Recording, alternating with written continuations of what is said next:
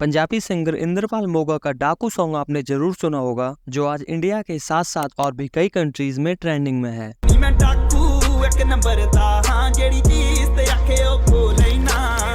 But क्या आपको पता है एक्चुअल में इस गाने का मतलब क्या है और इस गाने को किस लिए बनाया गया है? तो मैं आपको बता दूं कि ये सॉन्ग खालिस्तानी सेपरेटिज्म प्रमोट कर रहा है। बात करें इस गाने के लिरिक्स की तो इसके लिरिक्स कुछ ऐसे हैं। एक जीप खड़ी मेरी थाने दे विच बदले दे मैं तो लेना नी मैं डाकू एक नंबर दा हाँ। सुनने में तो ये आपको बस नॉर्मल से लिरिक्स लग रही होंगी, बट एक्चुअल में ऐसा है नहीं, क्योंकि ये स्टेटमेंट्स हैं खालिस्तानी सेपरेटिस्ट लीडर जरनैल सिंह भिंडरांवाले की। मैं डाकू एक नंबर दा एक जीप खड़ी मेरी थाने दे विच बदले ते मैं दो लेना।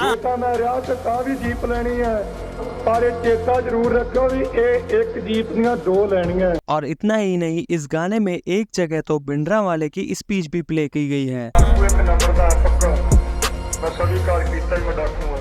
और ऐसे ही खालिस्तानी सेपरेटिज्म प्रमोट करने वाला ये अकेला सॉन्ग या अकेले सिंगर ही नहीं, बल्कि इंडस्ट्री में ऐसे कई सिंगर्स हैं जो अपने सॉन्ग्स के जरिए खालिस्तानी सेपरेटिज्म प्रमोट करते हैं। तो आज की इस वीडियो में मैं ऐसे ही सिंगर्स का पर्दाफाश करूंगा, तो प्लीज वीडियो को पूरा देखें और हमारे चैनल को सब्सक्राइब भी करें। तो बेसिकली इंडिया में खालिस्तान को सपोर्ट करने वाले दो टाइप्स के सिंगर्स होते हैं। पहले जो ओपनली ये बोलते हैं कि यस वी सपोर्ट खालिस्तान, और ऐसे सिंगर्स में सबसे पहले नाम आता है फेमस पंजाबी सिंगर जैज़ी बी का, जीने मेरा दिल लुटिया। ये गाना आप सभी ने एक ना एक बार जरूर सुना होगा। जीने मेरा दिल लुटिया, जीने मैनू मार सुटिया।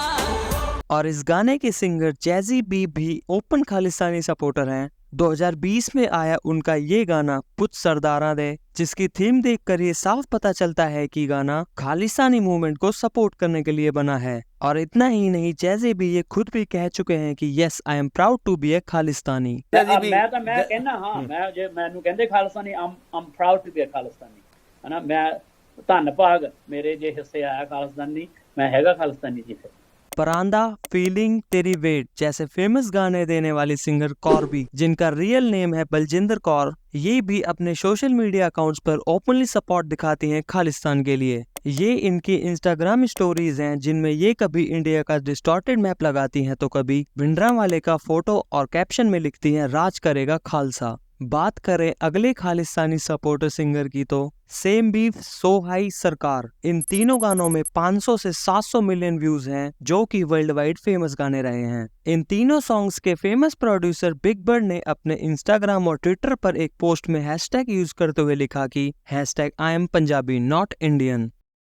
और ये है इक्की, जिनका रियल नेम है इकविंदर सिंह। यह सिद्धू मूसेवाला और करण औजला जैसे बड़े सिंगर के गानों के म्यूजिक प्रोड्यूसर रहे हैं। इन्होंने भी कुछ दिनों पहले अपने इंस्टा स्टोरी पे इंडिया का डिस्टॉर्टेड मैप शेयर किया था। और इसी लिस्ट में एक और नाम आता है फेमस पंजाबी सिंगर शुभ का। इनका 23 सितंबर से 5 नवंबर तक इंडिया के 10 बड़े शहरों में शो होना था, जिसका नाम still rollin India tour था। शुभ ने भी कुछ दिनों पहले अपने इंस्टा अकाउंट पर एक स्टोरी शेयर करी, जिसमें इन्होंने भी इंडिया का डिस्टॉर्टेड मैप शेयर किया था, जिससे इनके इंडियन फैंस नाराज हो गए और ट्विटर पर अलग अलग टाइप्स के ट्रेंड चलने लगे, जिससे शुभ का still rollin India tour cancel हो गया।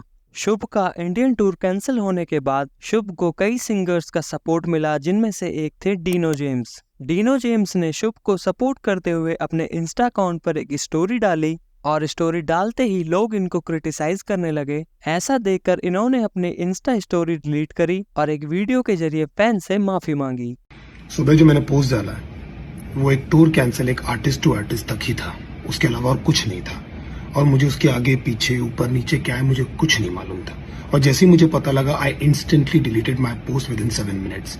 लेकिन इसका मतलब ये नहीं कि मैं उससे भाग रहा हूँ। मैं कोई भी एंटी नेशनल बिहेवियर एक्ट किसी को सपोर्ट नहीं करता हूं यार। मैं क्यों करूंगा, मैं क्यों सपोर्ट करूंगा किसी को। लेकिन लाइक आई सेड, मैं उससे नहीं भाग रहा हूं। I take full ownership, full responsibility of what I have done.